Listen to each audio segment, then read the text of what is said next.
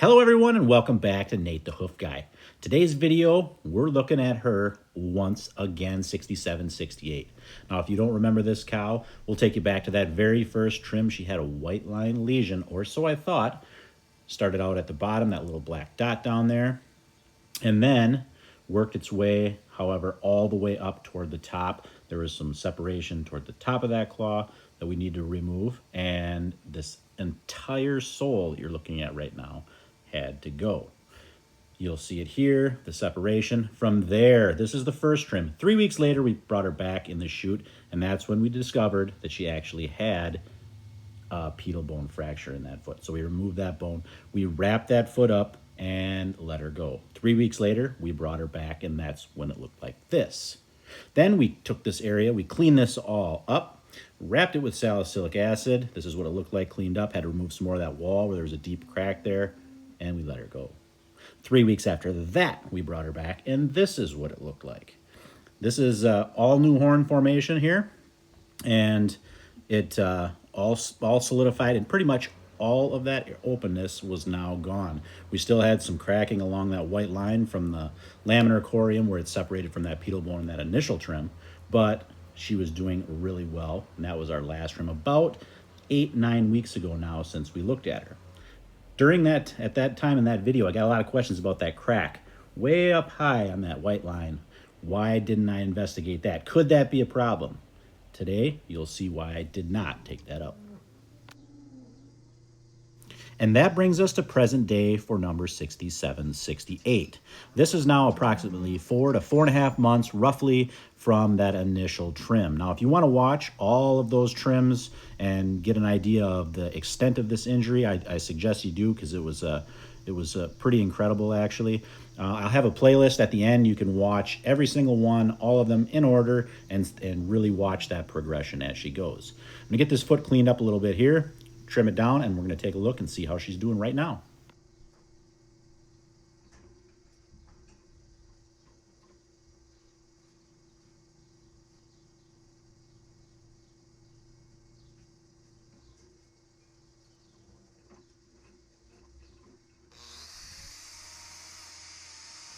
So as I trim this foot, a couple things to watch for. Number one, that crack toward the top that I mentioned earlier, people had questions about. I didn't remove that, and you'll see here it's completely disappeared.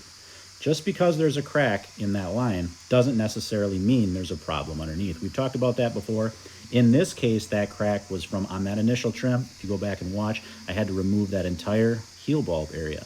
So that crack that we were looking at was actually remnants from when I had to remove that heel bulb. So that crack I knew terminated. I knew the reason it was there, and I knew there was no reason to take it out. Over time, that's grown out and it's worn off and it's completely disappeared. The other thing to notice is how far down that the area of that outside wall that I had to remove due to this lesion, how far that's moved toward the toe. It gives you an idea, and you can see how much growth happens in that dorsal wall and that hoof capsule. As it moves down, the new horn replaces up toward the hairline, and it moves that wall moves down. You can see that lesion move down. We started about the midpoint in that claw, and we're almost all the way now down to that tip of that toe. The previous trim, we had some markings left in that white line, probably from the laminar damage when that pedal bone separated when it was up high. That's going to be working its way out. So I'm going to clean this area out here, and you'll get a better look at that.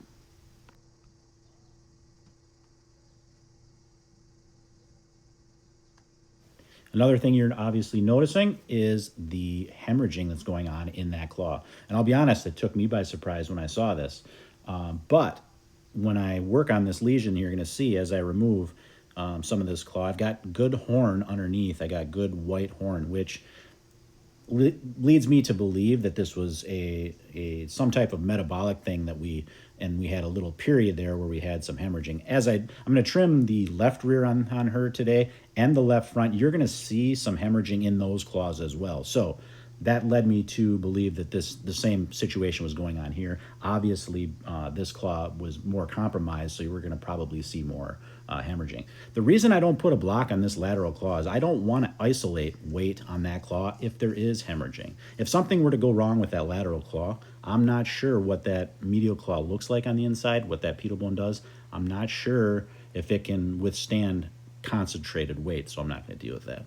Here you can see that white line, what I was talking about earlier, where that crack worked from way up here all the way down, and now it's working around that toe where we almost got this cleaned out.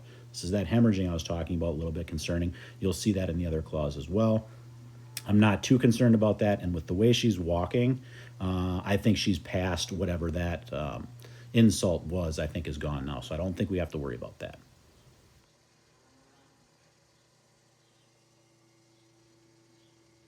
Let's get this foot down. We're going to pick up her left rear. I'm going to trim that one for you and that left front. You'll be able to see what those feet look like. I've already trimmed that right front. Not going to show you that, but you'll get the idea with what you see in these other two claws. You'll be able to see that modeling in the foot, the hemorrhage area, and you'll see that's what the similar type of thing that we saw in the right rear, except not nearly as prolific. But like I said, I think this is past. I don't think it's anything that we need to worry about.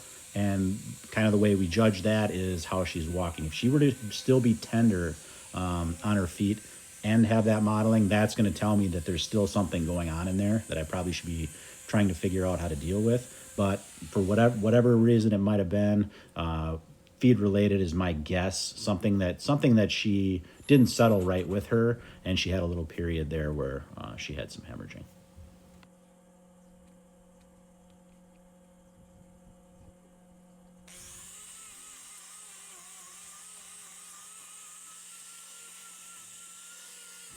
I'm going to buzz through this foot at high speed here. For any of you guys that like to watch, just like watching trimming, maintenance trimming, I have another channel called Hoof Trimming ASMR. I'll put a card up on the screen right now. You can go check that out. I'm going to put videos. I have been putting videos on there of just basically maintenance trimming. Do about 15 minutes for those of you who like to just sit down and watch and chill out and watch that. I'm going to be adding some different bonus white line trims without the narration. You're just going to be able to watch me work. If you get sick of listening to me jabber on during these videos, you can watch them in peace and quiet.